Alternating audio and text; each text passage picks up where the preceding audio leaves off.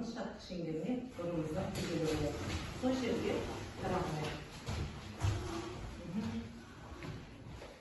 Бүгінгі президент бізге не қарап, сондай жақсы көңіл күймен басталады бұл сабақ.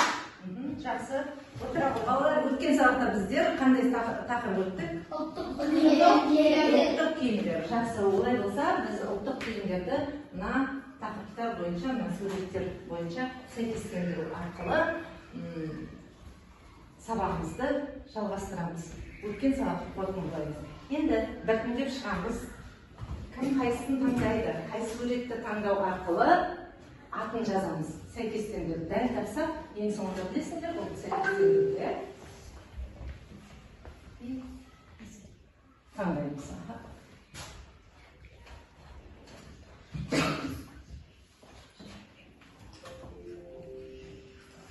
Не ол? Қандай бар? Сәукеде жазамын. Қалай? Әрі.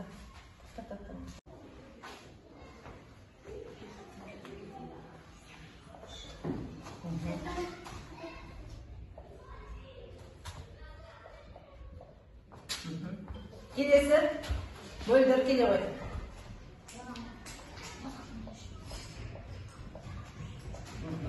Келесі. Жоқ. Қаны басады.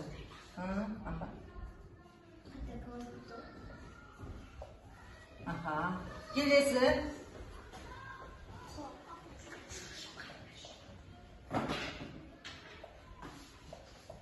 Қалқа, дұрыс, отыра ол. Тағым қал. Мынаны дұрыстаймыз, балалар? Ол қандай бас киім? Айтқан, келе ғой.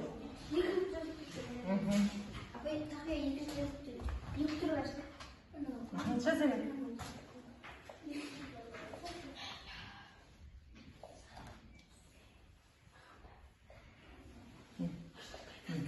Енді жақсы, енді балалар тексеріп көрейік. Қайсы дұрыс, қайсы дұрыс емес екен. Ол үшін біз тақтаға назар аударайық. Тақтада біз не көріп тұрмыз? 4 сурет бір әдісін пайдаланамыз. 4 суреттен тиянақты бір ойды білдіретін бір сөз шығарамыз. Не көріп тұрмыз тақтада? Жақсы, жарайды. Бүгінгі сонда сабағымыздың тақырыбы қазақтың зергерлік бұйымдары. Сабағымыздың мақсаты тиімді тәсілдермен анықталған материалдарды және компоненттерді нақтылықты сақтай отырып, өлшеу, белгілеу, қию формасын келтіру, жинақтау, қосу, жолындыру. Енді балалар тақтаға назар аударайық.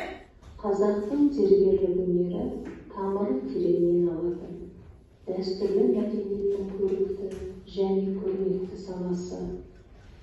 Зергер болу киелі де қасиетті өнер саналған. Оған ең алдымен табиғаттан дарыған тума талант керек. Ол атадан балаға немесе ұстаздан шәкіртке ауысып отыратын тылсым сыры қастерлі кәсіш қаш, төс, сымтартқыш. Зергерлердің аса көп жасайтыны әйелдердің әшекей бұйымдары. Қазақ әйелдері кеуделеріне алқа, құлақтарына сырға, шаштарына шолпы, білектеріне білезік, саусақтарына жүзік таққан. Тамашалаған болса, балалар, қайсыңыздың үйіңізде зергерлік бұйымдар бар? Біздің үйімізде зергерлік бұйымдардан шашбау, алқа, сақина, сырға сияқты зергерлік бұйымдар бар. Отыра ғой. Зергерлік бұйымдар не үшін қажет? Зергерлік бұйымдар ол бізді әдемі қылып көрсету үшін, мейрамдарға барған кезде тағуға керек. Сәндік бұйымдар ретінде қажет. Зергерлік бұйымдар қандай материалдардан, металдардан жасалады? Бекзат айта ғой. Алтын, темір, күміс. Бағалы, құнды асыл тастарменен жасалады екен. зергерлік бұйым жасайтын адамды қалай атаймыз? Мөлдір айтады. Зергерлік бұйымдарды жасайтын адамды зергер деп атайды. Дұрыс айтасың. Олай болса, балалар, барлықтарыңыз мына жердегі пазлдан көрсеткен алыңдар да топтаса қойыңыздар. Біреуі білезік тобы, біреуі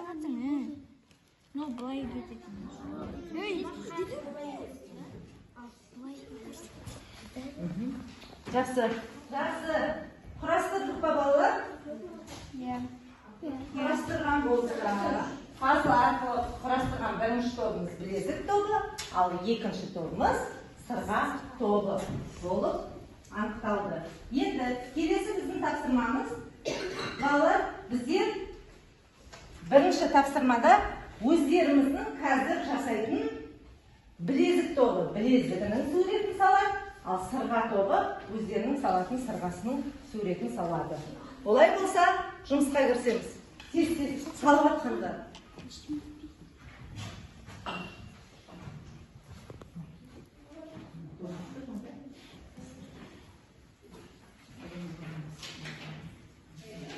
Сырғамыздың суретін саламыз.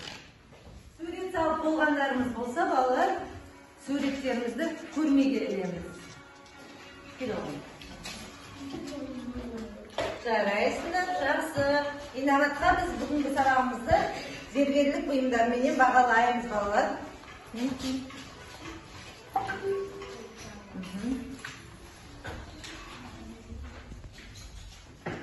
Қане Айзере болды. Айзеренің кесін әжеңнің сандығынан зергерлік бұйымменен бағалаймыз. Әлиханның жұмысы дайын болды.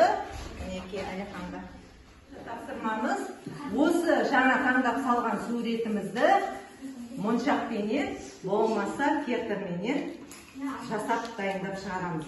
Бізде сырға тобы өздерінің салған сырғаларын кетірден қиып, бастырып, қиып, көрмеге ілеміз. Түсінікті ғой тапсырма? Түсінік па, Нұрсұлтан? Жақсы. Жақсы балалар. Біздің екінші тапсырмамыз аяқталып орындап болсаңыздар, дайын бұйымдарыңызды көрмеге ілеміз. Ол үшін сіздердің тақтаға шығуларыңызға тура келеді. Қане, алып келіп дайын бұйымдарыңызды көрмеге ілеміз. Екінші тақтаға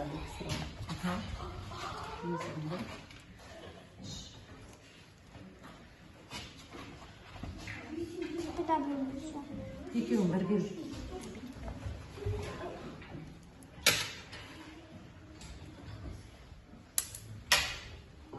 Бүгінгі біздің зергерлік бұйымдар жасауымызда бізде білезік тобынан 4 оқушымыз 4 білезік жасап үлгерді, және Сақина тобынан 3 қана оқушымыз жасап үлгерді. Олай болса, біздің 3 оқушымызға бағалауын береміз.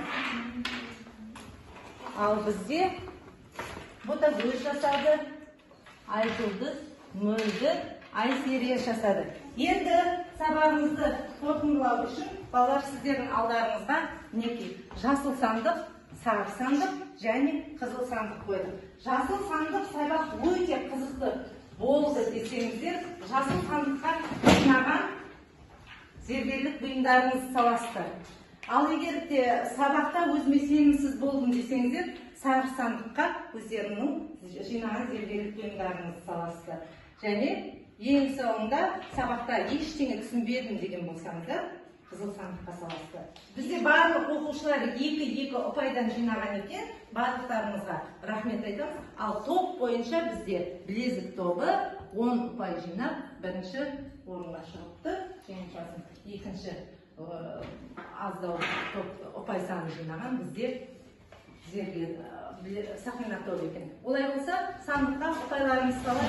Сабақта не түсіндік? Маған білезік жасаған. Білезік жасаған. Білезік жасаған. Маған білезік жасаған. Маған білезік жасаған. Сурет салған Маржанға да? Маржанға сурет салған ұнаған екен. Жақсы, олай болса балалар үйге тапсырма алайық. Үйге өз шығармашылықтарыңыздан зергерлік бұйымның суретін салып келеміз. Түсінікті ғой? Жақсы, сабақ аяқталды, сау болыңыздар.